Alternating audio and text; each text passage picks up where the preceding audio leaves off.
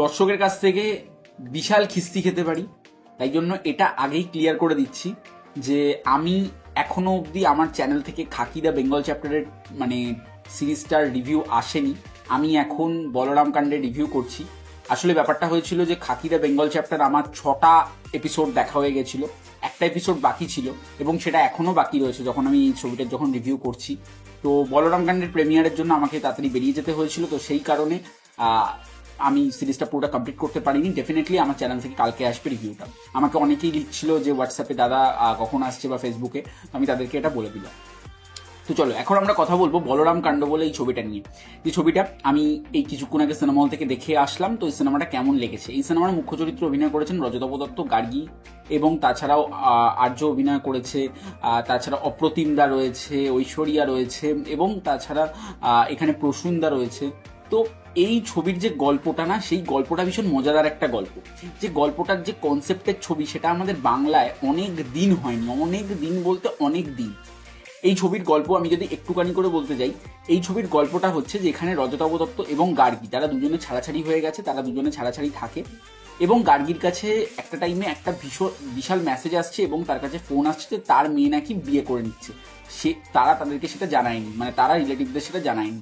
তো গার্গী এবং রজতাভ দত্ত দুজনে খুব অপ্রস্তুতে পড়ে যায় এবং একে অপরের সঙ্গে মিলিত হয়ে তারা সেই বিয়েটা ভাঙার জন্য যায়। আলটিমেটলি কি তারা বিয়েটা ভাঙতে পারবে নাকি সেখানে গিয়ে কিছু হই হুল্লোড় হবে? তো এর থেকে বেশি জানতে হলে তোমাদের নিকটবর্তী সিনেমা হলে গিয়ে সিনেমাটি দেখে ফেলতে হবে। সিনেমাটি কিন্তু বললে হবে না যে এখানে আসেনি ওখানে আছে, সিনেমাটা প্রত্যেকটা জায়গাতে এসছে, যতটা সম্ভব পেরেছে এখানে প্রডিউসার দেওয়ার চেষ্টা করেছে। তো এই ছবির মধ্যে পজিটিভ দিক নেগেটিভ দিক, আমার জন্য এই ছবির প্রথম পজিটিভ দিক রজতাভ দত্ত এবং গার্গী, তারা দুজনে খুব ভালো একজন ব্রিলিয়ান্ট পারফর্মার, দুজনকেই আমরা দেখেছি। এবং রজতাভ দত্ত যদি কমিকে থাকে তাহলে বস আর কিছু চাই না। তো রজতাভ দত্ত এখানে সেরা, এখানে ফাটিয়ে দিয়েছে, তার সঙ্গে যেরকম গার্গী ফাটিয়ে দিয়েছে। এখানে মেনলি কমিক টাইমিংটা রজতাভ দত্তর বেশি আছে এবং সেটাই স্বাভাবিক। তো রজতাভ দত্ত ফাটিয়ে দিয়েছে এখানে। এবং তাছাড়াও এখানে আমি যদি বলি আর্যর কথা বা এখানে যদি ঐশ্বরিয়ার কথা বলি বা প্রসূনের কথা যদি বলি, এরা প্রত্যেকেই খুব ভালো কাজ করেছে, অপ্রতিমদা থেকে শুরু করে প্রত্যেকেই খুব ভালো কাজ করেছে। এবং এই ছবির যে রাইটার তিনি আমার খুব প্রিয়, অর্ণব ভৌমিক, তো যিনি আমার খুব প্রিয় একজন রাইটার। তো এই ছবিটা যে এই কমেডি এরা ভালো কাজ করেছে এবং এইখানে যে কমেডি যে ছোট ছোট যে কমেডিগুলো দেওয়া হয়েছে সেগুলো ভীষণ ওয়ার্কেবল।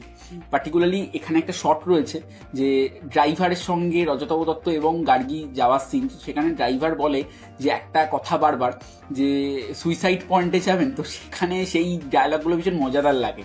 তো যে কারণে এই সিরিজটা কমেডির দিক থেকে দেখতে গেলে ভীষণই ভালো একটা সিনেমা হয়েছে, সিরিজ বলে ফেললাম, ভালো একটা সিনেমা হয়েছে।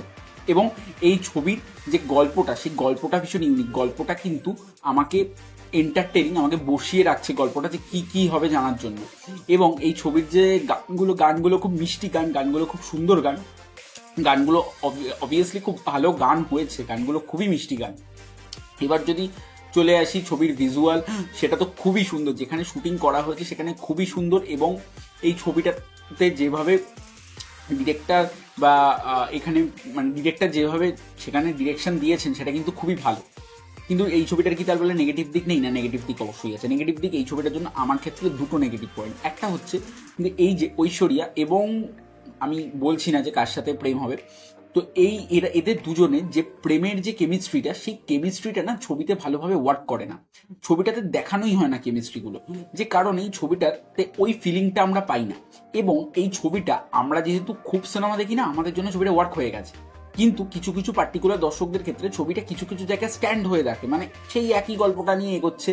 বাট আমার মনে হয়েছিল আরেকটু বেটার গল্প যদি লেখা যেতে পারতো বা আরেকটু যদি বেটার হতো তাহলে কিন্তু ভালো হতো ছবিটা। লেখার দিক থেকে বলবো যে ভালোই লিখেছে, এটা সচরাচর খুব একটা হবে না, এটা একান্তই আমার ব্যক্তিগত মতামত। তো তোমাদের কেমন লেগেছে তোমরা প্লিজ জানাবে, তোমাদের কেমন লাগবে। তো এই ছবিটা কালকে থেকে, অর্থাৎ আজকে রাত্রির থেকে মুক্তি পেয়ে গেছে। তোমরা কালকে ছবিটা সিনেমা হলে প্রত্যেকে যাও, কালকে থেকে তোমাদের নিকটবর্তী সিনেমা হলে চলছে, গিয়ে দেখো, দেখে এনজয় করো, হাসো পেট ভরে, এবং দেখে জানাও কেমন লাগলো। আর ভালো লাগলে like, comment, share and subscribe. আর এই ছবিটার জন্য আমার অন্তত personal rating 4.5 out of 5, it's a very good watch. তো দেখা হচ্ছে পরের ভিডিওতে, ততক্ষণের জন্য টাটা।